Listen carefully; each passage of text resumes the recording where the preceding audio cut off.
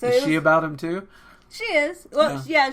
There's. Dude, he's good looking and he runs an arcade. I'm about him. I'm like, yeah, boy. Usagi That's who I'm shipping. Forget Tuxedo Mask. That guy has an arcade. He has an arcade. They should all be going after the dude with the arcade. Does Tuxedo Mask have an arcade? Tuxedo Mask, I think, has an inheritance. So He better have inherited an arcade. Right?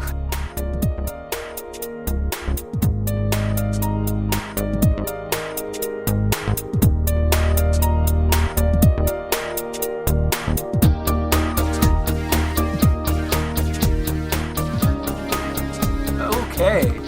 Well, welcome to Comic Dissection, where we take a comic and dissect it. Come on, people. This is not difficult. Thank you, Cecilia. They were never going to fucking finish that sentence. It's not at all. I ask so little of you all. This is your host, Reno Dino Valentino, with my excellent also host, Cecilia Rose. Whoop, whoop. And Cecilia is taking the reins on this one because this is her pick. Although I did read it. I did my homework, teacher. I did my homework, teacher. I did read it. Homework about fan service questions. Fan service questions. Yes. So, yeah. Talk to me. What did you pick? Why did you pick it? Alright, I picked Codename Sailor V from the Sailor Moon universe, inspiring many mangas, musicals, video games, and anime. It's the start for the Sailor Moon universe, actually. It's Naoki Takeuchi. Her last name kills me. Takeuchi. Naoka Takeuchi's first foray into the Sailor Moon universe. I'll tell you, with Japanese names, just say them confidently. And then someone will correct you in the comments.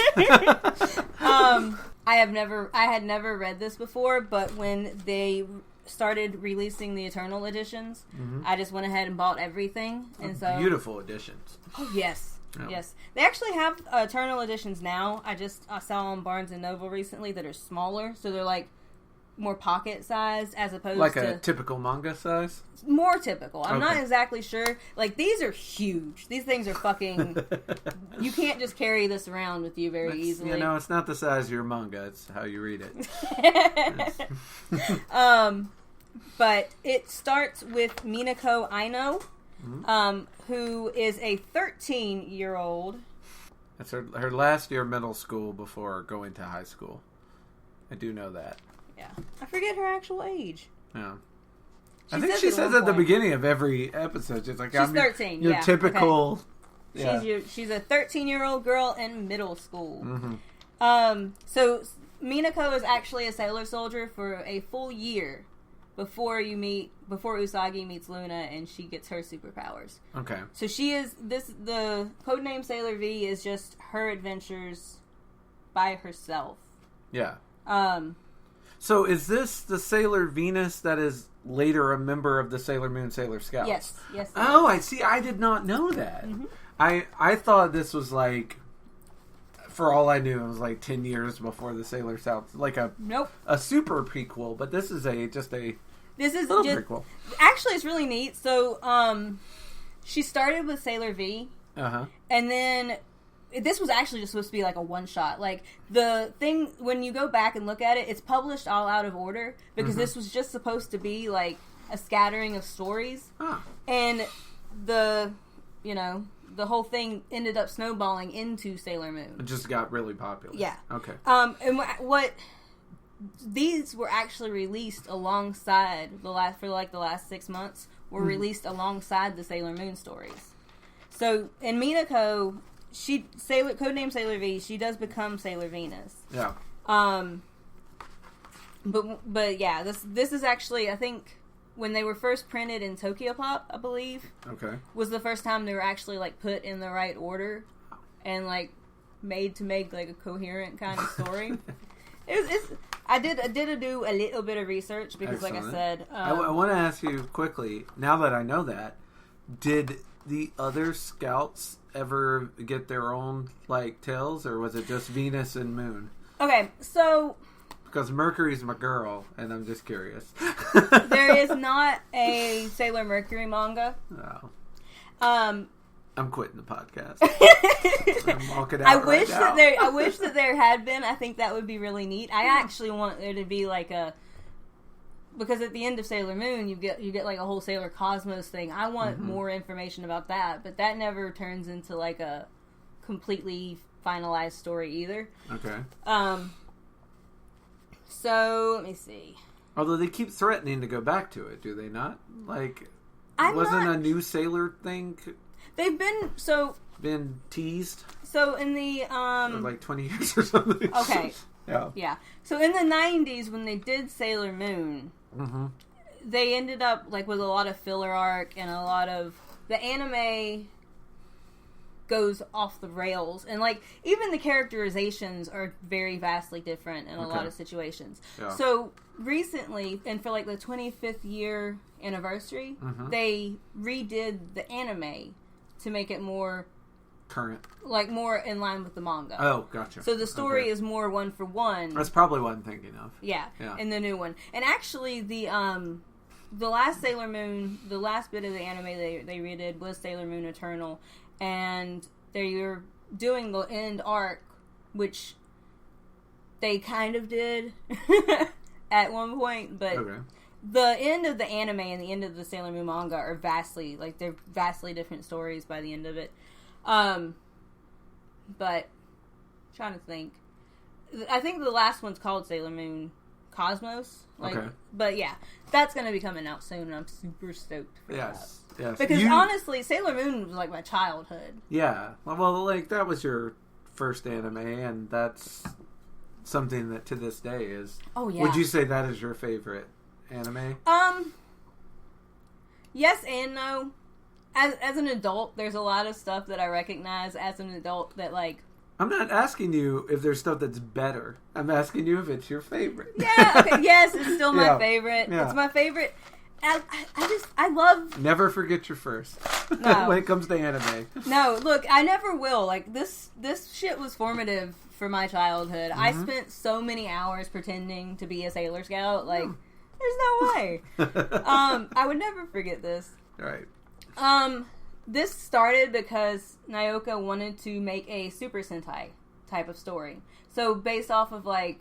Oh, that's interesting, because in it she even mentions being like, yeah, I look like a Super Sentai now. Yeah. She wanted to do something like Power Rangers, but with girls. For gals. Yeah, that all checks out. And it's really cool. Actually, she becomes Sailor Venus when she meets the Sailor Scouts.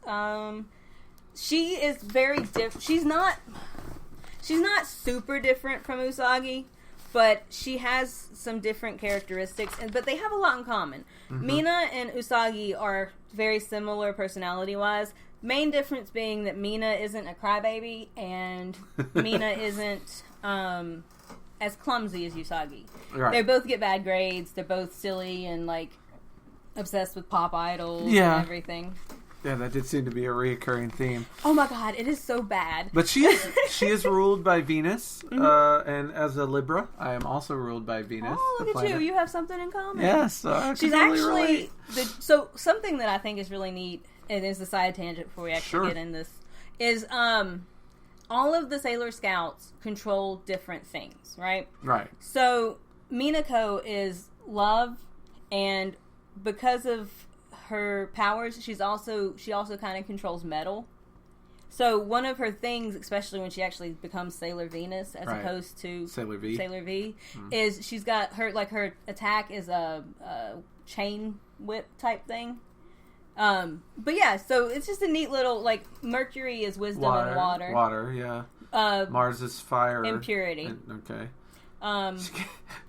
She can, like, shoot a laser at someone and it gives them a purity ring that just appears on their finger. No, she like, not until marriage. She cleanses demons. But no, they all have, like, their powers all have these different subsets, and they all have very vastly different personalities. And it's one of the things that Sailor Moon rightfully gets a lot of credit for, is you end up with 5 very different girls who have different... 5 well-developed female characters. What are we doing? Such a departure from our last episode. Yeah. Females can't be developed. What is this? This one starts with a nice color page of Minako trying to do a gymnastic stunt. She is gymnasticking so hard. Well, she gets in trouble for doing a stunt that is levels higher above than her level, she's supposed to be doing. And then she lands on poor little Artemis, which brings me to one of my complaints about Nyoka's work. Yeah. She cannot draw animals. This poor cat looks so demented in so many of these panels. I did note that the cat was often just kind of an outline. like look, this is the third panel with the cat, and it's already like just barely drawn. Pegasus. Yeah, it's not good. Is it the Pegasus, like the horse with the horn and the wings? Yeah. Okay. Yeah. It's not a good. It's not. No. She can draw girls all day. Cats, gorgeous. Maybe not. Not animals. Which is weird. You would think if you can't draw cats, maybe you would have a not animal deliver the news that you're a Sailor Scout. Yeah. Well, I think it's a magical girl trope, though, isn't it? To have like a little animal sidekick. I mean, this is what am I trying to think of? Oh, in Salem, you used to get burned at the stake for having a cat you were that close to. Yeah. I do think it's neat. So you get Artemis. Mm-hmm. She lands on the poor cat. You meet her friend named Haruka-chan, who looks like Sailor Mercury. She's got the same hairstyle. It's the same. It was the same look. The whole thing. She is Sailor Mercury before Sailor Mercury was there. But she isn't. No. She's just actually similar hairstyle. She was supposed to be originally.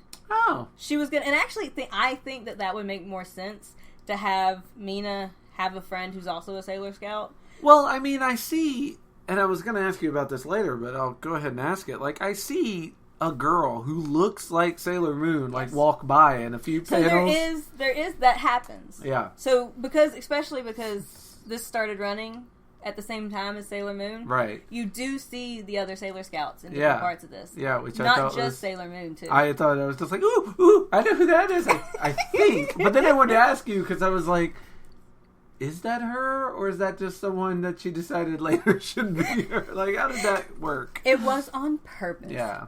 Well done. So, Minako has decided to give a love letter to her first crush. Cha-ching! Named Higashi? I can't say that. Higashi. Yeah. Higashi Senpai.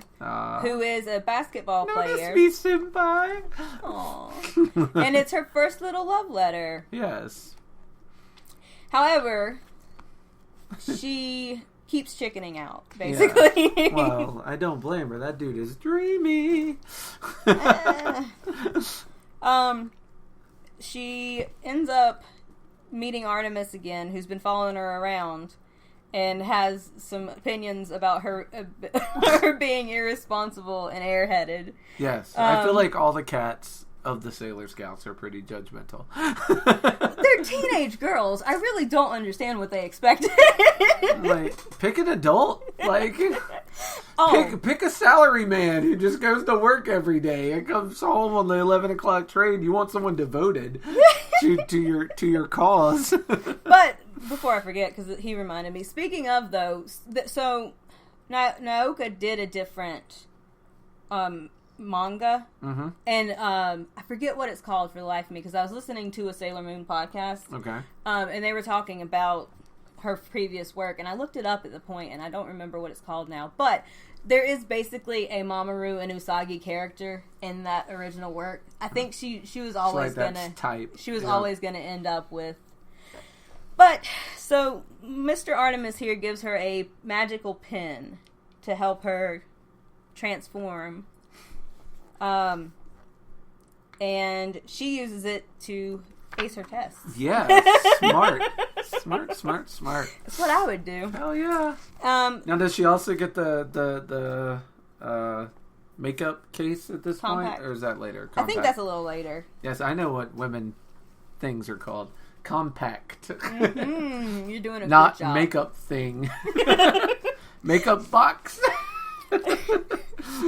Mina starts tying her pretty blonde hair up in a red bow. That's actually... The fella told her to. Because the fella told her to. Said you'd look real nice. But I love this. I haven't cried... She hadn't cried over anything in her whole entire life. Yeah. I don't know about that. She's strong. I know because she told me. Yeah. So, let's see. Artemis keeps following her around like a creepy man. There's a cat, so it's okay. Is it though? I mean, it's not. She kicks him out of the shower.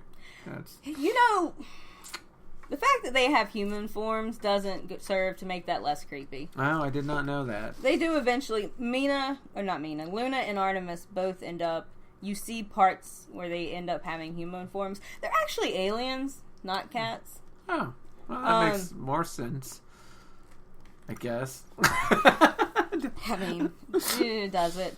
So the cute boy ends up asking these two girls to walk home with him. Yeah, he does. And then Mina takes a shower. Yeah, it gets spied on by the cat. Mm-hmm. And Artemis tells her that she was born under the protection of the goddess of beauty. And Pachamama. Yeah. And Minako does kick him right out. Right out. It's interesting because she thinks she's not pretty. And it's like, you're under the protection of the god of beauty. Like, what's up with that? I think it's something, though, that all girls, no matter how pretty they are, then you know if you smiled more. You can't see it, but there was a death glare given right there. A kid. All right. I'm trying to make sure I don't miss anything. Yeah. So, Artemis gets kicked out of the bathroom and tells her that she's got good reflexes. So she might be irresponsible and ditzy, but she can kick. She has one power. She's got one power. She can kick. You are a woman among women with the power to become stronger and more beautiful than anyone in the world. Because she's been chosen to be a Sailor Scout. And you gotta really, gotta sell that. Well, this is the Hogwarts letter. This is you're the chosen one. Get out there and be pretty. Now she gets her compact. Magical... I knew it was coming. Yeah. She gets the moon compact. Yeah. And she gets a crescent mark, and she becomes... Well, she actually floats to Venus in a weird... Well, you have to see what you're protecting. So, the cat takes you up into space, so you can see Earth and be like, that's what you're protecting. Yep. You big dummy. So, yeah, they show Venus to her. They call it Earth's twin, which actually... in the anime and in the manga, in certain situations, Mina is the decoy for Sailor Moon.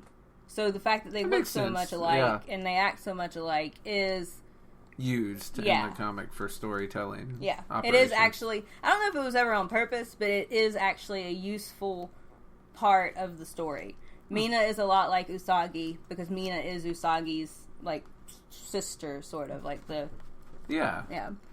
So they show her castle, which at least in this, I don't think she ever gets to go back to, right? No. So instead, she goes to the arcade base, and I'm like, "You have a flying castle, lady, and your arcade basement.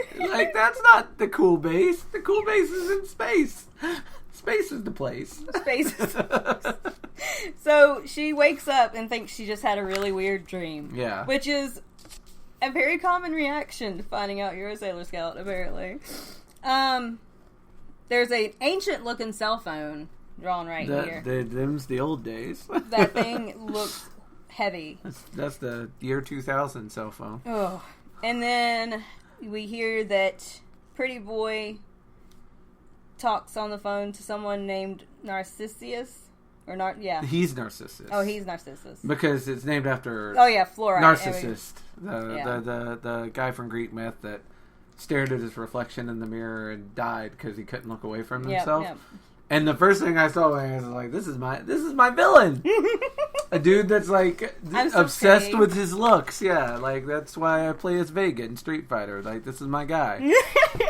And I liked his power until I discovered that everyone has that power.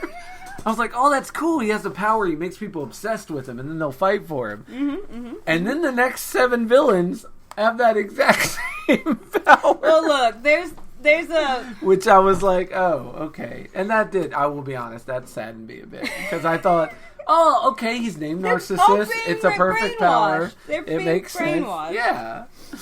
But I thought he was special. He's not. Everyone has that exact power. Every member of the Dark Order, or the Dark Federation, what are they called? They're not very well named. Dark Agency? Dark Agency. Every member of the Dark Agency can, like, brainwash us. We're very susceptible. You know, you gotta... it helps that they're targeting, like, young people who are very susceptible. Well, you get more energy from them, and that makes sense. Because when I see young people, I'm like, oh, where do you get all this energy?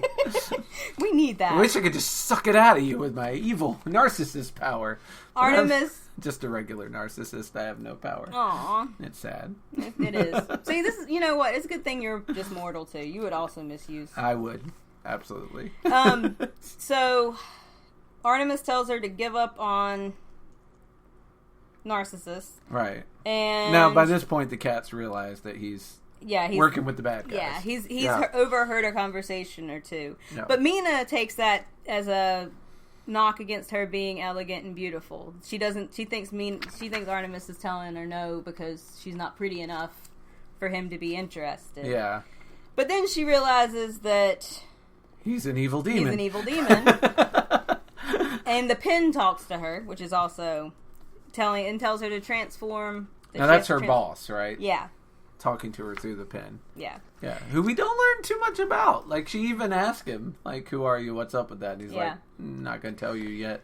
So, according to the lore, I don't know if it's actually ever explained in the comics, because there's also a point in the Sailor Moon manga where Artemis is the one telling Luna how to train Usagi. Okay. But what it is here is like a recording from Queen Serenity to help train the girls. Okay. I don't know if it's ever explained. I know it's not explained in this first volume. We're going to find out in volume 2 what is actually explained and what isn't. Gotcha. Because again, I've never read these. When Sailor Moon came out when I was little, it was all anime. Yeah. And to find anything for the manga was hard. Yeah. You know? Unless you found scans on the internet. Yeah, you were out of luck. Yeah, so... Yeah. That someone had translated, nonetheless. Yeah, right? So she transforms, and she uses her pen to transform into... I think she transforms into... Oh, she has to shout moon power transform. Yeah. And she turns into codename Sailor V, the guardian of justice, the beautiful guardian in a sailor suit. And she gets cool glasses. Yep. We gotta protect those secret identities. Well, yeah. Anybody knowing. And she tries to snap him out of it, because I think she thinks he's been brainwashed too. Yeah. But he is actually a weird demon. He's been evil this whole time. Yep. He's not a school student who got turned evil, and I like that she doesn't know that at first. She's like, oh, one of my poor fellow students has come under a spell. It's like, no. Since day one, that dude's been working for the bad guys. He's not even human. He faked his papers. And so for the first time ever, Mina cries. I actually do think it's kind of sad if you think about it. Her first ever her little school crush turns out to be a thing she has to, like, melt. Yeah. Basically. Although it's hard to feel bad because she falls in love about 3 pages later. Yeah. She's still a teenage girl. Yeah.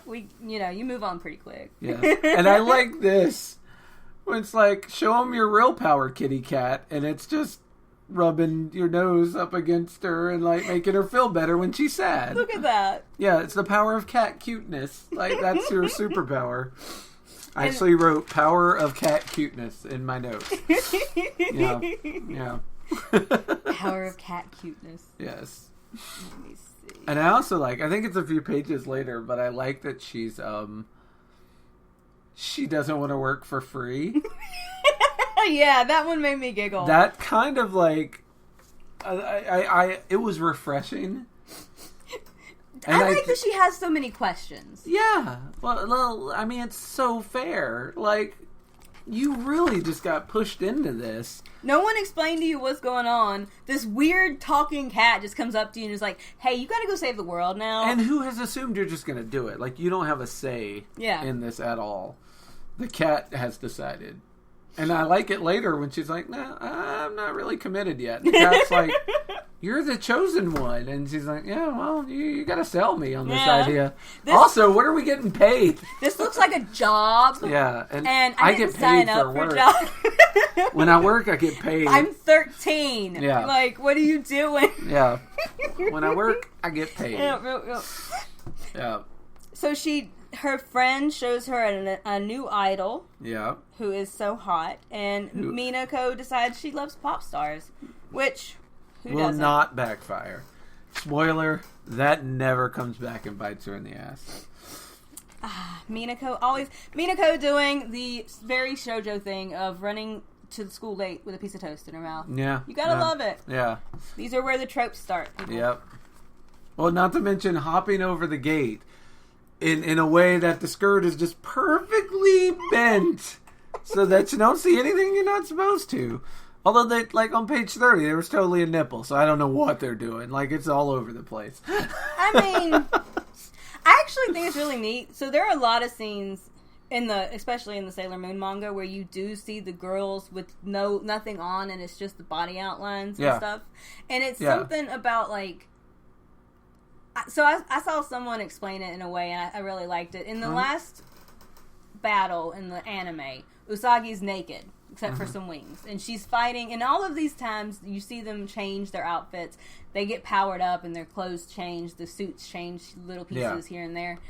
But at their strongest, and at their most powerful and pure, they're naked, but it's not supposed to be a sexual type of thing. Right. It is a thing of, like, being fully vulnerable and being strong, almost. Well, it is. They're very Ken doll. Like, there's no... Oh, yeah, they're not... Or Barbie. It's not... This is not hentai. It's not meant to be... But it is... Yeah. She's in 8th grade, for Christ's sake. She is in 8th grade. Yeah. She's a child. Don't show me her nipple. It makes me uncomfortable. This is a baby. Yeah, exactly. So we start this next chapter, because that was the first chapter's done. And she recaps that she is Sailor V. Yeah, but she will mention her age and that she's Sailor V. She does a recap at the beginning of every... if you look at it... Because there were many months between the publishing. Yep. And I read that in the back. It was published hell out of order, too. So, like, you had to, like, sort of reestablish where you were at each point. That's fair. So has she had a birthday yet? What are we doing now? Yeah. That sounded so creepy. Has she had a birthday yet? She's a child. I know, that's why it was creepy. Like, has she had a birthday yet? Has she had 3 more after that?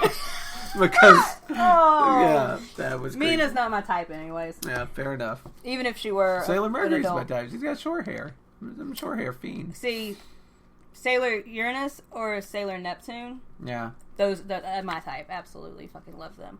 But I have no visual for them. I only remember like the main 5 or 6. I will show you a picture.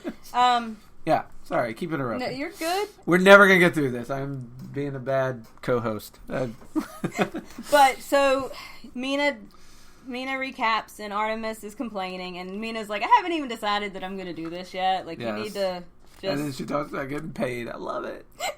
She does. Yeah. She asks about being paid, and then she talks to Artemis about whether or not she picks on him for having a sissy name, basically. Yeah. Like, Artemis is the goddess of the hunt, and, Artemis is a boy. It's not sissy. It's not at all. But she wants to play video games. Yeah. She wants to play Lovely Fight. Girl after my own heart. And here we meet Taku, who's an otaku, because we're very original with names. I wrote first incel ? Yeah. So he is so mad that a woman... Well, here's the thing. As late as 2002, it wasn't as common, but in the 80s and 90s, arcades were, like, filled with old men and smoke. Like, young kids did not. And a lot of them actually had rules against young people coming in. Mm-hmm. And then they realized they'd get money off them, and that changed. But even after that, for females to go into an arcade in Japan was for a very long time. It was unheard of. Yeah. So they mentioned a little bit of that. Yeah, Motoki even makes the comment of trying to get more young girls into the arcade. Well, of course, he's a single man running an arcade. Motoki is the same one. He's also in Sailor Moon. Is she about him too? She is. Well, yeah. There's. Dude, he's good looking and he runs an arcade. I'm about him. I'm like, yeah, boy. Usagi. That's who I'm shipping. Forget Tuxedo Mask. That guy has an arcade. He has an arcade. They should all be going after the dude with the arcade. Does Tuxedo Mask have an arcade? Tuxedo Mask, I think, has an inheritance, so I would really... He better have inherited an arcade. Right? Inherited an arcade. Right? No, You better have a couple of DDR machines, or I'm not in it. Usagi is a nice bisexual disaster, and she's very aware of all of the cute people around her. And I'm good on her. So she wants to play video games. Yeah. And this is where the cat decides to, like, lean into that. I have so many questions about this. On one note, this actually was a game. Like they were actually Smart. Sailor V side scroller games in reality. But did they just have like someone who makes fucking arcade games on call? How did they do this? They did this shit overnight. Artemis realizes she likes to play video games, and then the next day we got a Sailor V video game. Well, where did the cat print the posters up? And also, why did the cat print the posters up? Because that's getting a lot of people interested in this game. And you really just want her interested. You really could have just handed her a singular flyer and been like, hey, this was on the ground. I think part of it is getting the ranking. Because you want to be number one. Number one. But it is, like, they're not even not suspicious about it. Even Motoki is like, I don't know where it came from. I don't know. It makes me think just appeared. He doesn't own this arcade. He just works here. If you own the arcade, you would be like, I definitely did not buy that. I'm not paying for it. Motoki is every millennial at a job. I just work here, man. Yeah. It was here. I plugged it in. I don't fucking know. When no one's here, I'll play. But, yeah. But she beats the high score, and Mr. Mr. Taco he is just all kinds of bent up. Livid. He is such a little bitch about it. Well, here's what I picture, and I have a soft spot in manga or anime because this is a reoccurring character. Is the character that has spent their whole life being good at something, and then the protagonist comes in and easily like destroys their ability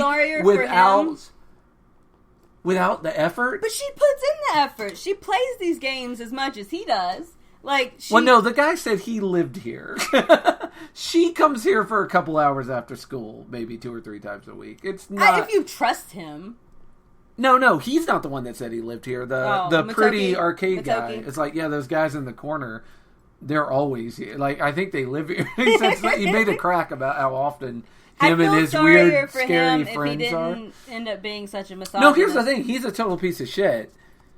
But this character, in general, like, especially when it's in, like, martial arts of some sort. Where the guy who's been training his whole life and the dude who's like, I just want to goof off and eat rice balls, suddenly like beats that dude's ass, and that guy's like, but I trained my whole life for this.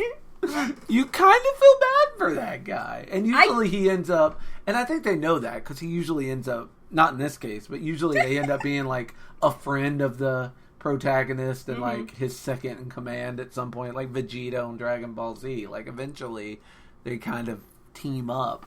But yeah, I always feel bad for the dude. It's like, that's all I had was that top score on that one game.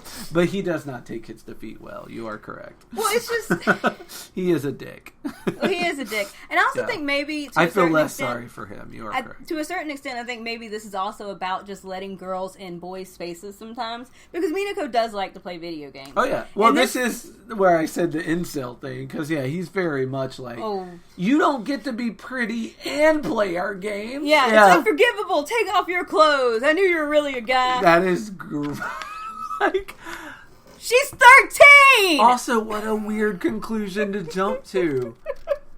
Like, is it better if you got beat by a guy who disguised himself as a girl so you wouldn't know he was a guy? Like, I don't even know where your brain's at, dude. Like, come on. She uses her Crescent Compact to turn into a Power Ranger-style armored warrior. Who cannot stand up. And then gets frighteningly molested by this guy. Like I said, super creepy. Was not a fan. Yeah, no, not a fan. I have a complaint about the way that she uses all of these little, like, she uses this to turn into a Power Rangers Guardian, and then turns right around and transforms into... Well, she realizes she can't defend herself in that because it's too heavy. So he's like... Oh, yeah, that's right. She was complaining about the short skirt. I forgot about that. She didn't want to wear that because of the short skirt. But then she couldn't wear the armor because it was too heavy. And so his yucky pawing all over her, she could not defend herself. That was a whole big problem. I like Artemis's face right here where she's talking about him being an enemy. Yeah. He's like, he's not an enemy. He's just a loser. He's just an asshole. Yeah. You can still Sailor V kick him, though, which is what she does. And I she so does not save her kicks for members of the Dark Order. She'll kick anybody. No, no. Yeah. She absolutely... And he deserved it. Oh, no, yeah. But later she kicks people who make her late on the subway. And I'm like, I'm not sure they deserved it. But okay. You're the one with the superpowers. I'm not here to judge. I just love her art so much. That's what my favorite thing about... And I'm spoiled, as I mentioned to you plenty of times before. I really like it. I want everything to look like this. Like, I want all of the art to be... It's so pretty. It's so pretty to look at. It really is. And especially the color panels. Like, I don't know. When I find a comic with really good art, it just... I don't know, it just warms my heart. Even the story's trash. Like, I enjoyed this. It was a totally new experience. I've never read, like, this type of manga before. But I would have enjoyed it even if I had not enjoyed it. Because, the art. Yeah. Like, just the art would have been enough to get me to read it. So, we get to Volume 3, and we meet the pop star Pandora. Yes. And... Don't get her confused with Narcissus. Or, later, Little Pandora. Yeah. And later, the triplet dudes and the twin girls and the singular pop idols. I love her, but she was not super they had a unique. They had a thing, they stuck with it. They sure did. I will say this, that it was interesting because Narcissus, the name makes perfect sense. Pandora, also obviously a Greek myth, but makes less sense. She's got the same powers as Narcissus, which makes sense. Arrogant, ego guy, like, makes people fall in love with him. But Pandora, I don't know how that's just, it seems like it's just a name. Because, like, I don't see how that myth would connect to this character. Yeah. We meet, Amino, who I think, it's really funny because he's basically the same character named Umino in Sailor Moon. Okay. It's the same kid with the same glasses. She copied and pasted. Yeah. She really wanted, and actually, he's an otaku too, but he's actually a pretty decent dude. Oh yeah, like, he's a nice guy. I kind of wish she treated him better. He's a nice guy. He's not pretty enough for her to. Oh no, treat. not. I get it. You're Venus, the goddess of beauty. So obviously, ugly people you are going to treat badly. Artemis, it's not one of your more charming traits. It's not. Artemis tells her that she is supposed to bring peace to the world. Good luck with that. She's 13. Yeah. I cannot... Do it already. Right? You're wasting time. And she keeps pointing out that Artemis needs to stop talking in front of people because he's a cat. Yeah. Well, it's funny how they're each yelling at the other one about how they're not doing their job well. Because he's like, you're too lazy, you should study more. And she's like, well, you shouldn't talk in front of people because you're just a cat and they're going to put you in a sideshow. Yeah. And they're both right. They're both accurate, yeah. Again, though, she's a child. I don't understand what you expected. Same. So, everyone's fawning over just regular Pandora. Yes. Sorry, regular Pandora has a free CD signing that you can go to. And then we meet Minako's abusive parents. Or abusive mother. I wrote this down too. a living father and mother? Mind blown. Like a Minako? superhero with living parents? Usagi has 2 living parents, too. I can't even make... We got a total of 2 sets of 2 living parents. Wow. Who, in this manga, who have, who care about their children enough to be like, why are your grades bad? Yeah. And are actually at least a little bit invested in their lives. Oh, yeah, the dad, the first introduction to the dad is he's trying his damnedest to get the TV to pick up a station so that she can watch this stupid pop idol. And, all she does is tell him, why can't you be better at things? Why are you bad at everything? And I'm like, you obviously have not read enough manga to understand how lucky you are that your parents haven't been murdered. I'll tell you what, by demons. They're the only ones. Yeah. You got Usagi and Minako both have both of their parents who are involved in their lives. No one else. Mamoru is an orphan. Matoaka is an orphan. Amy lives with her mother, and her dad is off somewhere abandoning the family. He is a salary man. He is he's money. He's an artist. Oh no, he just ran off. He just ran off to be an artist. Her mom's a doctor. Right. Well, who needs him then? Which is good for money, but it also means that poor little Amy is all alone all the time. Yeah.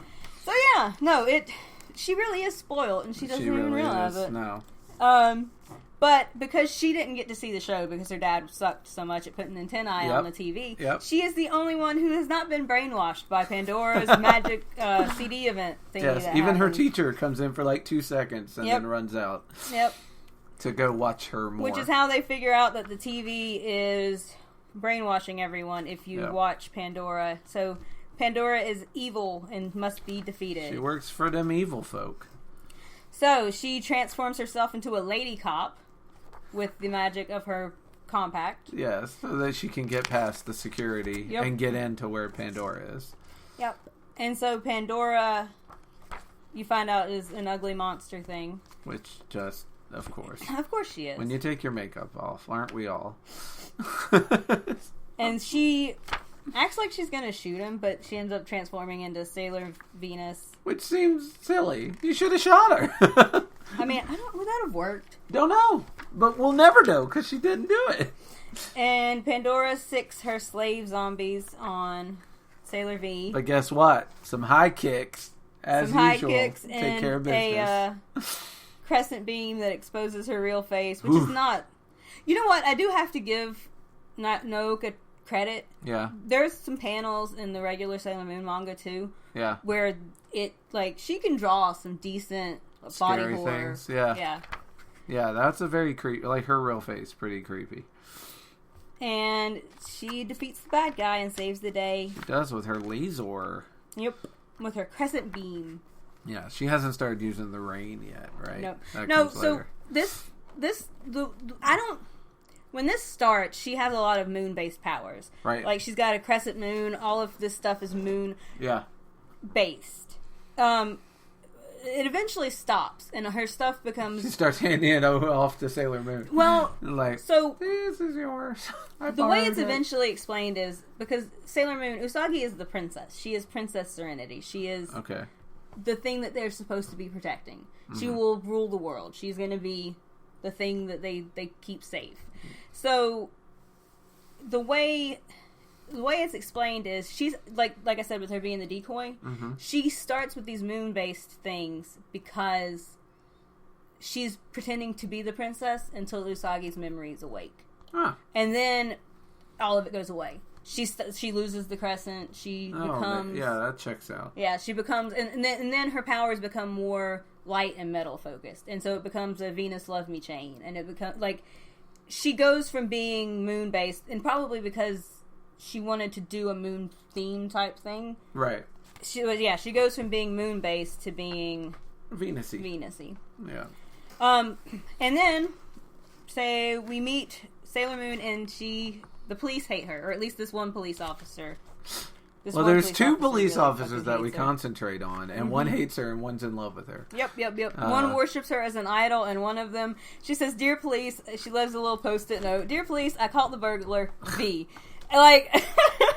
And one of the cops is like, "She's always stealing our glory," and all these weird crimes have been happening, and when she appeared, so maybe she's behind it. And then the superintendent, like the head of the cops, is like, no, you guys just need to do your job better. Also, I'm secretly in love with her. I've got a poster and everything. Which is weird because you are a 20-something-year-old adult, and again, she is a 8th grader. Doesn't Japan have like a weird relationship with idols? Idols and kids dressed in schoolgirl uniforms. It's not We're great, not going to examine but that. It's there. We're not going to examine that. I don't really need to go any deeper. I'm fine where I am. So, yeah, Sailor V is getting very popular. She's got magazines, and police are having opinions about her. Yeah, having opinions. Yeah. She is the superintendent. Yeah. Toshio Wakagi? Yeah. Toshio Wakagi is the superintendent who has a scroll-down poster and a love for Sailor Venus. Yeah. I don't remember his name, but he's not a fan. Yeah. So, and we also see Petite Pandora. I'm sorry, not little Pandora, Petite Pandora. No relation. Just kidding. Totally related.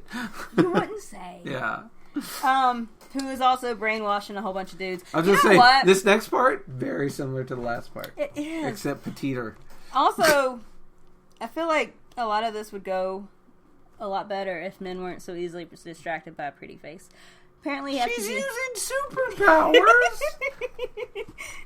And I believe issue 1 was the opposite, where it was a dude easily manipulating women the same way. It's true. It's true. If anything, I could say that this cuts both ways. You know, she's being fair. She's being fair. She's being fair. Petite Pandora is very cute, though. Look at her little face. Yeah, the most adorable wink is her famous calling card. Which is just... I mean, it's a cute wink. It's a fine wink. I just don't understand why it's a thing. But, you know, whatever. It works, because she's got a whole bunch of little boy slaves. Yeah. And she wants to enslave the police officer that hates Sailor V. I feel like it wouldn't be that hard to do. Yeah. She challenges Sailor V to a duel in Shiba Park. Yeah, but he gets a hold of it, so he kind of tells the cops about it. So everyone shows up for this party. Yep, it's a whole event. Yeah. Schoolboys have been disappearing, so Mina gets a call from the boss who tells her that something's happening to all the schoolboys, and they need to uncover Petite Pandora's true identity and find out what she's after. Which it should be kind of explained at this point that they all want energy. I don't... But, again, like, Chief's holding these cards close to his chest. Don't know why you are, boss. You probably should tell your Sailor Scout some of this info. So she turns herself with her crescent power to a cute boy pop star. Who, like, is also very cute. It's very, like... I wrote on this... I get why you picked this now. This is this girl just turned into a very cute boy, and I'm like, Cecilia's on board. That all checks out. Well, yeah. Yeah. It's not bad. It's not a bad. But she turns from a cute boy into Sailor Moon. I feel like they overuse this transformation thing because she's always transforming for just like 2 pages into like. I think that it's just it's a fan service for the girls. It must be. Who want to see... it's very much like Barbie having 1,000 different jobs and outfits for each job. Like, you just want to see her in different outfits. Like, yeah, I guess. Yeah. Because it does seem sort of wasteful to... Well, it's also a waste of the power. Like, you could turn into anyone, and you're like, you only use it to turn into a... very, very rare occasions. That seems boy nuts idol. to me. Yeah. So, she turns into Sailor V. Oh, I see what you mean now. She turns she turns into Sailor V. Yeah, it's a scene of her kicking and there being a big explosion right where a underwear shot would be. I actually believe that I read that Naoka was very against fan service type situations, and like she did kind of go out of her way to make sure there wasn't a whole bunch of that. Good on her. Petite Pandora says that Pandora was her sister. Which, again, were there not more names to choose from? This is like everyone in history being named John. It's very irritating. It's like John Jr. Esquire. Yeah. Fourth. We gotta have a fourth. Your uncreative parents. That's who you ought to be mad at. Right. So she uses her crescent beam and melts Petite Pandora the same way she melted everyone else. Well, yeah, like if you can beat the big one, I'm sure you can beat a smaller, weaker version. And she does. Melts the shit out of that chick. And then she ends up using a new power, so it's Love Crescent Shower, which allows her to purify the air, because Petite Pandora was toxic. Yeah, as she was melting, she was releasing like a gas that was killing everyone. So, rain power takes care of it. Good on you. Yep. I was worried. And the one cop has those beautiful heart eyes, and the other cop is very angry that Venus stole the thunder. Well, yeah, there's a scene where she actually says that she's like, yeah, I'm tired of the police, and I'm looking for an opportunity to put them in their place. Yeah. And I'm like, yeah, ACAB. All right. Sailor V says ACAB. I'm with you, Sailor V. My respect for Sailor Venus has only improved. That made me laugh very much. She dreams about being an idol, which actually is a dream that Minako has in the regular Sailor Moon. Well, there's a subtle, and I use that very ironically, idea in all of these about like the Japanese teen idols brainwashing the kids. I was going to say it's a conservative nightmare. Making them all like follow and do exactly what they do and act exactly like they act and dress. And that's a very real fear in every culture, that like the kids are acting too much like the celebrities and like worshiping them too much. So that's a recurring theme in this, very much so. Dark Guys first tour, Dark Tour. Even when you get to regular, like when you get to the mainline Sailor Moon, the naming is so bad. Like I cannot stress enough. Not too undercover. I don't like in Sailor Moon they have the dark video store. Just why do you do anything with like? You could tell that this is going to be bad. You know why? Because you, like me, listen to Knowledge Fight, and you know that the deep state has to leave clues. They can't just release their New World Order on people. They have to leave clues. The Dark Order the same way. The Dark Embassy has to put the word dark in front of everything. Yeah. Okay. So that you know it's them, yeah. And if you're smart enough to decipher that super clever puzzle, you can stop them.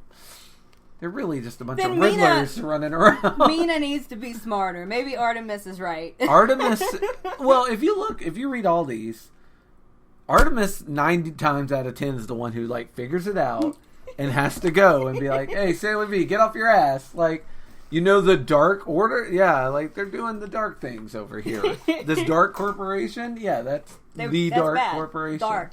Yeah. Dark. Yeah, just look for the word dark. So, let's see. She dreamed about being an idol, and... Adorables. She is so cute. It's very cute.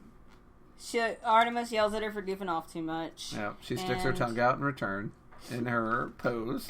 Yeah, you know, as you do. She wants to follow this Dark Guys concert. She wants to go dreamy. See them. All three of them. Yeah. I guess. They got crazy eyes. Well, they're demon eyes.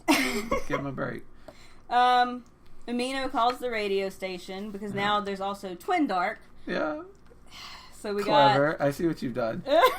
And then there's even a single star. Yeah. So there's 1, 2, and 3. And I like it because she's like, with this operation, we'll get every demographic. We'll get every kid of every sex of all ages. We'll get them all. So the police are at the airport. Yeah. Or I'm sorry, at the concert. No, they're being forced to go to the concert. Yeah. Yes. Yeah, they're doing detail, and the dude is really like angry about it. He doesn't want to be there. He stays angry. Well, he never gets his way. Like, I get why he's angry all the time. His life is very difficult.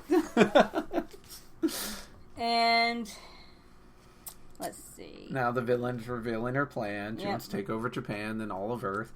Which is very, 4 other times we've heard this exact same plan. Fluorite is the one in charge, or Danbarite. Yeah, Fluorite. This is actually the one by herself. Also, my favorite toothpaste. Yeah. Yeah, big fan of Fluorite. They want to control the Earth. Yep. And Mina gets a CD. Which is called Dark Guys, Dark Emotions.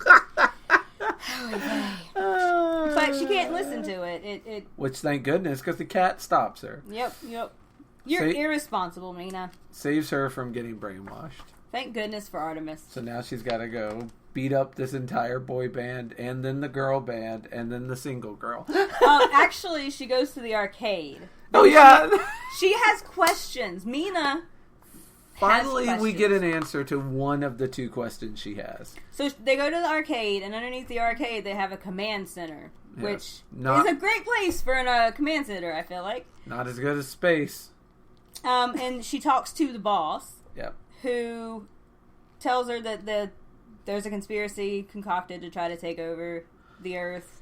They want to brainwash humanity and wipe everybody out and all that. And suck out their energies. Yeah. And she's like, finally, she's kind of like, I'm going to stop this. Yeah, she decides that all of the Earth dying is a good enough reason to maybe fight. So she turns into an army infantry woman. To fight the Dark Agency. To fight the Dark Agency. Yes. Yep. So I think she then turns into a teen idol. Maybe. Like, from one page to the other. They don't explain. This is still her. Yeah. They don't explain.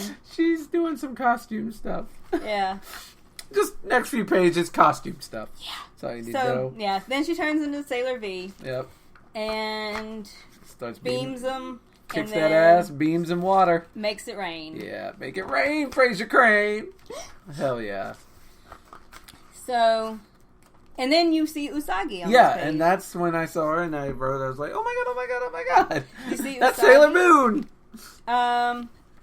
There's another page where you actually see Ray, but I don't know if we've already went past that. I don't think so, because I have another note later. So I think it's... So, she does kick. These guys are bullying people on the train. Yep. She gives them a good Sailor V kick and makes herself late for school again. Right.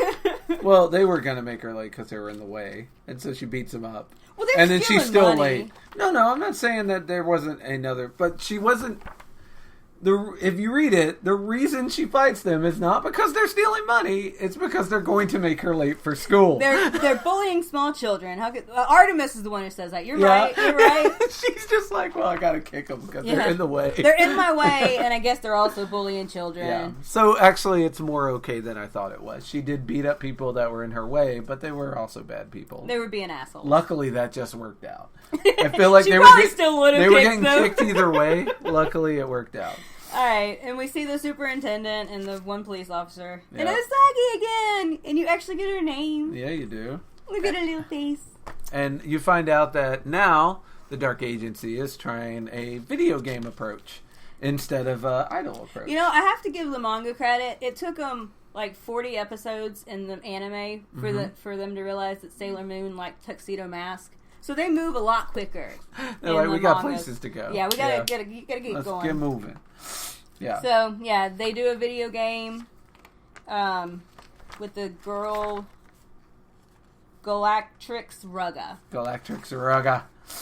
Which is a weird name. Yep. But, there's Ray. Yay. On page 180. Yep. Look at her. Yes. Who, she actually thinks it's really neat because they call them spoiled rich girls. Yeah. That's Mina's first impression of Ray as a spoiled rich girl. It's fair. But Ray goes to a Catholic school and is a Shinto priestess. Ooh. Yeah, so, but when you fight in the video game, you actually you lose that energy and get beat up. Like, you feel the pain in real life. Yeah, which is why people would play it. Not sure, but they did. They sure did. Yep. And then Mina gets in trouble for not doing her schoolwork. And yep. She gets banned from video games. Which, once again, her parents save her from this She's horrible... Just all the time running around. Gets very lucky. Very lucky. Very lucky that every trend passes her by because of some weird little bit of serendipity. The undercover message of this manga: do not be trending. Don't enjoy yourself, please. Just study hard. So the boss tells her she's got to fight the Galactrix Rugga. Yeah, which I like this because she goes in the game and she gets a little chibi version of herself. And, like, the person she's fighting is, like, this huge cyborg lady. And she's this little big head chibi.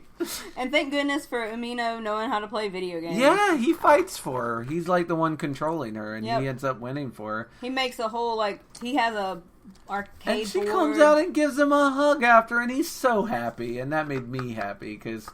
Again, he needs to be treated better. He does. And she gives him a hug, and it's very cute. Well, the good thing is, she's she gets put into the video game. They do their fight.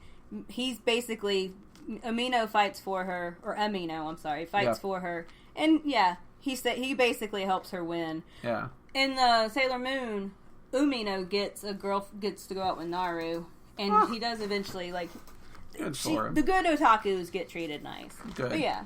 She gives him a hug. She saves the day. She blows a hole in the ceiling. Yeah, But it all ends up well. And this is our final chapter, the Hawaii trip. I think there's one more. Is there one more after the Hawaii trip? I thought the Hawaii trip was the last chapter. There's one. No, there's one more. Okay. Volume 8. I love the title. With the bully guy. Yeah, I forgot about that one. All right, so she's a 13-year-old, and they do their recap. Yep. She fights somebody, and then she gets a 6-day trip to Hawaii. Yes, because she cuts in line in front of...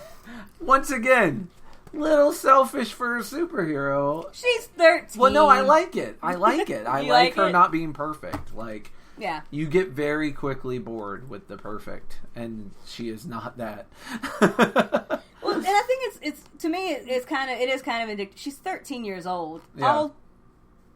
All children, I was going to say all girls, but all children around that age are self-centered, and they're just starting to learn that other people also matter, and you should think about the people around you when you're doing stuff. It is an accurate representation of a child. It is. Maybe that's my problem with it. Like, kids. Ugh. Kids. Can't be an old man screaming on your porch. Not if I'm reading this manga. No. But yeah, so I can't take the side of the guy that she cut in front of. Well, she does skip in line, and that poor dude was so upset. Like, he was very mad. Well, yeah, that was his trip. It was his trip. Win. So this Hibiscusy is the bad guy in this one. She looks just like Mimi from the Death Busters, except for a different color scheme. I feel like she reuses a lot of the same people. Yeah. So yeah, Hibiscusy is going to trick her in Hawaii with this Honolulu trip, and the Dark Agency. Up to it again. So they do this whole back and forth thing where because she won the trip as Sailor V. Yeah. But then she gives herself the ticket, saying she's a friend. Sailor V couldn't come, but she let me have her ticket. And they're like, we don't care, just get on the plane. Yeah, just get on. But then she has to transfer him into Sailor V and fight some bad guys in the airport. Yeah, and the superintendent and the cop that doesn't like Sailor V are both there to take a trip to Greece. And through a zany mix-up, like, they end up getting on each other's plane. I'm still a little confused about how that happened. I'm also confused about how she turned into Sailor V and then turned back. And no one questioned. I mean, she ran in the bathroom because when she ran out, she kicked that dude who she keeps bad lucking over and over again. This poor guy. The same guy who she cost the trip for. Yeah. But yeah, so they end up getting on each other's planes trips, because the superintendent wanted to get on Sailor V's trip. So she jumped on the Hawaii plane. Sailor V accidentally, with her family, because she's late, gets on the Greek plane that's going to Greece. And so they end up going to the wrong place. It's a comedy of errors. Yes. And then the evil Hibiscus realizes that she went to Hawaii and should have gone to Greece because that's where Sailor V is. So she commandeers the plane with her dark assembly powers. Yep. And meets up in Greece to fight Sailor V. And yeah, the poor dude from the supermarket is getting madder and madder as Sailor V continues to fuck him over and over again. Yeah. She wanted to go to Hawaii and ended up in Greece, and then because she keeps screwing over this poor dude, he gets very angry. Yes. Justifiably so. And Hibiscus gets attracted to that. Yeah. And it seems to amount to nothing. She, gives him power to fight Sailor V, and it doesn't... He turns into some weird... Yeah, like a weird Hawaiian Elvis, I guess. I don't know how to describe him. There's a hat and a Batman cowl. There's a lot going on here. Bad fashion choices. And he's beaten in like one move. Yeah. So it's not even. She turns herself into a bikini girl. Yeah, because that's how you fight. Well, she can't fight in armor. We've already seen When in Hawaii, wear the lei. Yep. And then she turns into Sailor V and whoop that ass. She does. She whoops the ass. Yep. And they end up. The dude is still very mad. Yeah. Understandably, again. And they're in Hawaii. The police are now in Hawaii and there's no Sailor V. And Sailor V went to Greece. It's a whole big and mess. Ended up having a good time. She ended up being okay with going to Greece. And I'm like, you are spoiled. You are spoiled. You got a free trip, but it wasn't Hawaii. It was Greece. Oh. Aww. Yeah, exactly. She's young. She is young. Volume 8 is titled Love on a Tree-Lined Road, Super Turbo Full Throttle, and it's the most Japanese name I've ever heard. I love that. Yeah. It makes no fucking sense. It's the most Japanese. Just throw in adjectives and it'll work itself out. Yeah. Minako's in school and there's a teacher. Yes, that is a teacher. Who is... So throughout this book, they make a lot of references to Minako not being girlish enough. Yeah.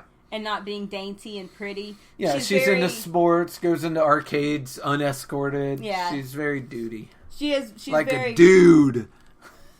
I mean... But this woman this teacher is like very dainty and she can cook and she's really pretty. Yeah.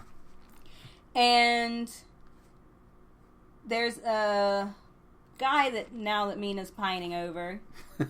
That she met who protected her from some street toughs. Named Sato-san. Yeah. He's a cutie. He is a cutie. Now, see, this is why I'm here. Yeah, this is why we showed up. This is what... Yeah. I read all the manga for the hot guys. And the hot girls, depending. When they're old enough. But he is... Sato-san is walking around the Ginkgo line... Ginkgo? Yeah. Yep. Lined road. And is a delinquent, I suppose? He's a little delinquent-y. He's considered a higher class of delinquent. Like, he's still been able to keep his grades up and stuff. And yeah. And basically, even his fellow delinquents are like, oh, he's actually going to go far. He shouldn't be hanging out with us.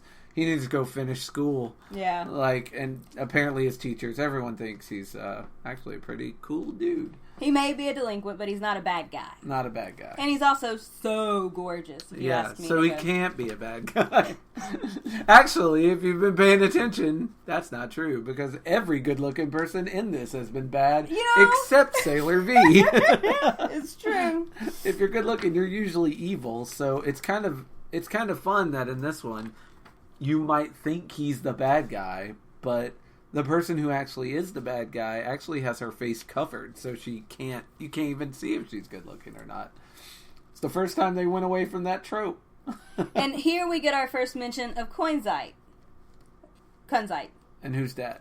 So in the he is one of the counterparts to the Sailor Senshi. So he's like a bad scout? Basically. So he's like a Sailor Scout Master. Well, let's finish this and then I'll kind of explain who Kunzite is. Alright, so, because this is the last one, we get home economics class. Mina's trying really hard to be more girly because she wants Sato-san to like her. Right. But Sato-san has a crush on the dainty teacher. Yeah. As one does. Yeah. But Minako kind of... she sees Sato get into a fight and... The other thugs are, like you said, telling her that they want him to have a good life. Yeah. They want him to graduate with help him make good choices. Yeah, help him make better choices. And then she sees a wish bracelet on his ankle. Yeah. And there's another rival gang, which is the woman with the face covering. Guess who she works for? Yep. The Dark Assembly! Yes!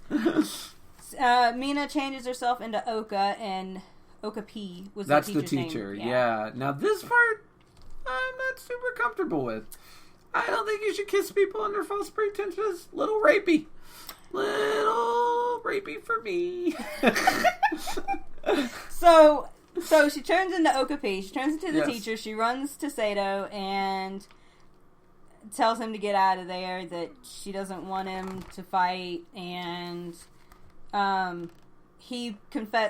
confesses that he's in love with her. His promise bracelets for her. Yep. And then he kisses her. Boom! Which, in Mina's defense, she didn't kiss him. Yeah. He kissed her. That's true. So it isn't good to kiss people under false pretenses. Consent is key in real life. Consent is key. I don't hate it in fiction, though. Look, there's a part in the Sailor Moon manga where Tuxedo Mask kisses a passed out Usagi, and in real life you don't fucking do that. You should be beat upside the head. Well, Sleeping Beauty, yeah. I mean, this is a common trope. They're also soulmates. Like they're you know. But yeah. Well, yeah. If you know the person's your soulmate, you can totally do that.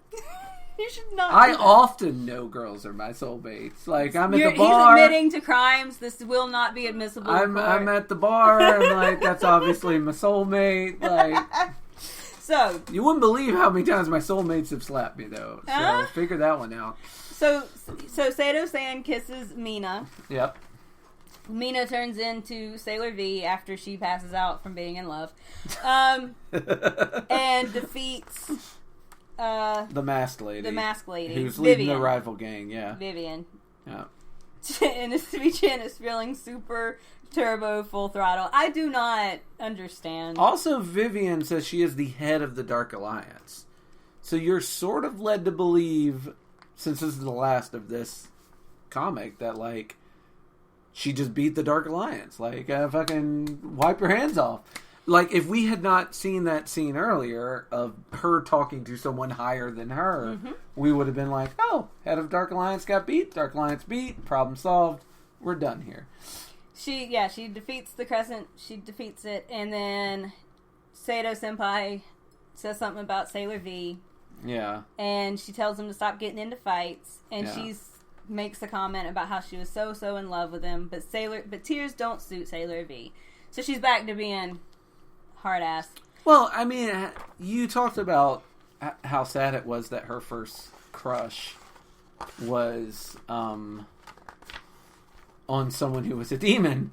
I think it's much sadder that her first kiss was under completely false pretenses, and it was someone that did not love her at all, and only kissed her because he thought she was someone else. Yeah, like that's even sadder. It is very sad, and that sort of like, I don't know, like it took away the silliness at the end. It made it a little serious and made me a little like really sad for Sailor V. I was like, that's rough. That's really rough. These things are one of the things that I enjoy the most about Sailor Moon, or even about these works, is the way that there are all of these beautiful, lighthearted moments. Like, you get to see Mina be silly and goofy. And Mina's never been my favorite. Like, I do not love Sailor Venus. Okay. But you also get to see, like... And you'll see it in this one, in the sequel to this, and then even more in the Sailor Moon manga, how much the responsibilities eventually do weigh on her. Yeah. And even though, like, she dreams of being a pop idol, and in the anime, they make a point of, like, all of these people, they're still children, right? And, like, they should be having these child dreams and, like, dreaming of being pop idols and meeting someone and falling in love or whatever. And instead, they've got to save the world a million different times. Yeah. And Usagi especially, she goes from being a klutzy crybaby who wants to crush on pretty people to jumping into Nemesis to fight a fucking planet because she's got this power. This is the right thing to do. You gotta save the world. You gotta save the world. Yeah. So, Kunzite, that's mentioned in here. Right. He is... So, in the original... When you get the flashbacks and everything, what has happened is Princess Serenity came down to Earth and met Prince Endymion, right? Mm-hmm. And she fell in love with him, but she wasn't supposed to be on Earth. Like, there's a whole bunch of, like, interplanetary alien racism involved. Okay. But eventually the Guardians start, like, she keeps getting caught and shit, and, like, the Guardians are coming with her. Like you do. And basically what happens is the Guardians end up pairing off with the 4 heavenly princes, which are Mamoru's, Prince Endymion's guards. Okay. Now, when they're all reborn, the guards lose their memories, and Queen Beryl, who is the overall villain for this first arc, has the 4 guards, and like, they're brainwashed and under the control of Metallica, the band. Yes, the band. Entering Sandman and such. Yeah, no, they're under the control of, like, the bad Negaverse energy and all of that shit. So Kunzite was Sailor V's partner. Like, that was the one that she was in love with from the Silver Millennium. Okay. And so, which I know that it mentions it here at the very end. Mm-hmm.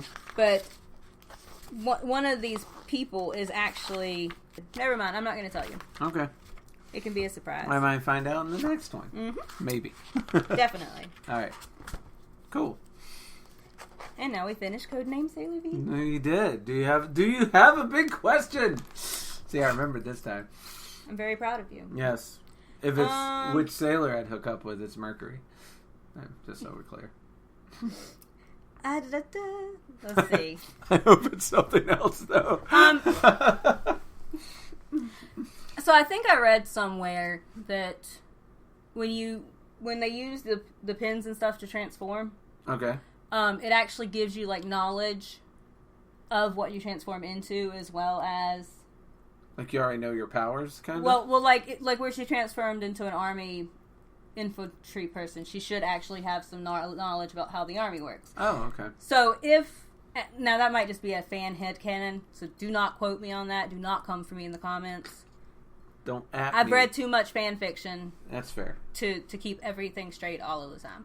But if you could use a pen to transform into something like that, what would you transform into? Oh, man.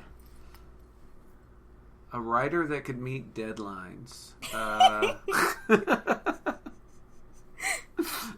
Or if not that, I guess I would want to, like, probably the smart thing would be to do something that could help mankind, like a doctor that knows how to cure cancer, like something like that, so that I'd have some power that I could just give to people. Be like, hey, I turned into a scientist that knows how to beat this cancer thing, so here's what we do. Like, turn into a specialty cancer research. Yeah, why not? Like, if I'm just gaining knowledge without the work involved, which is really what we're talking about here. I think I don't want to be an art critic. I don't want to know everything about the Peloponnesian Wars. Like, no. Yeah.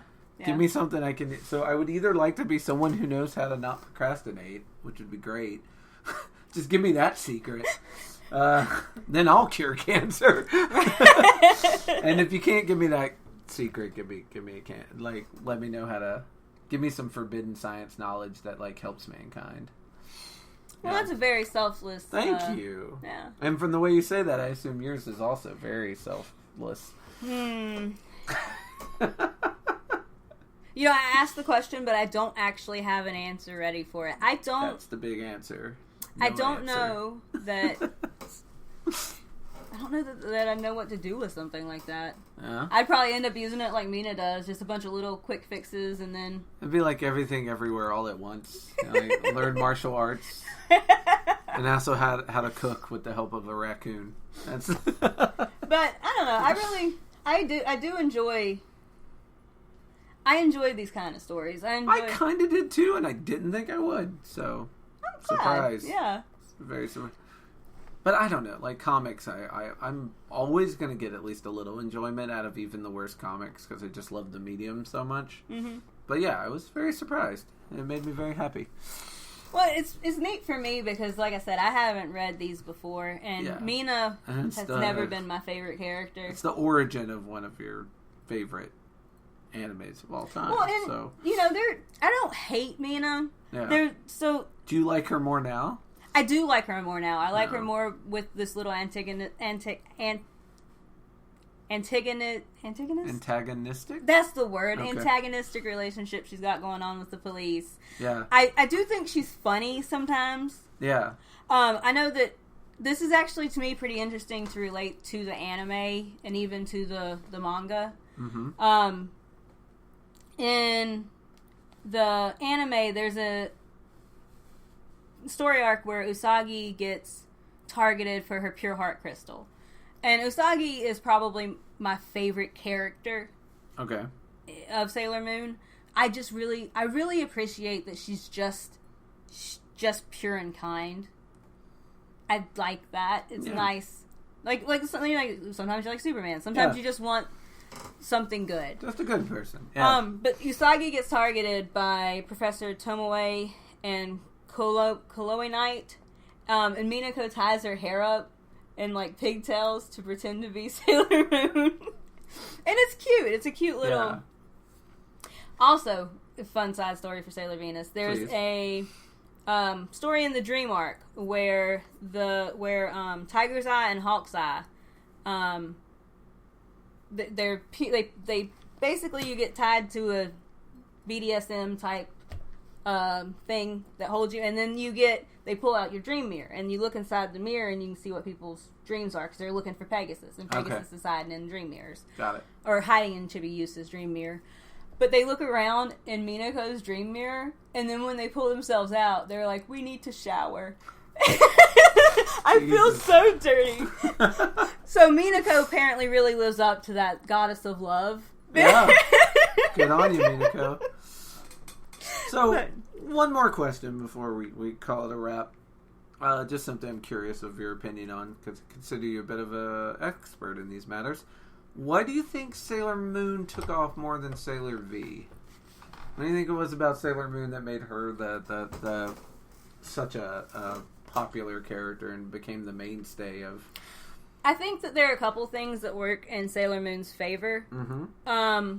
I think that having an orchestra of girls... A team. But you have such a wide variation of people. Yeah. Like, Mercury is... It's true, it's not really a fair...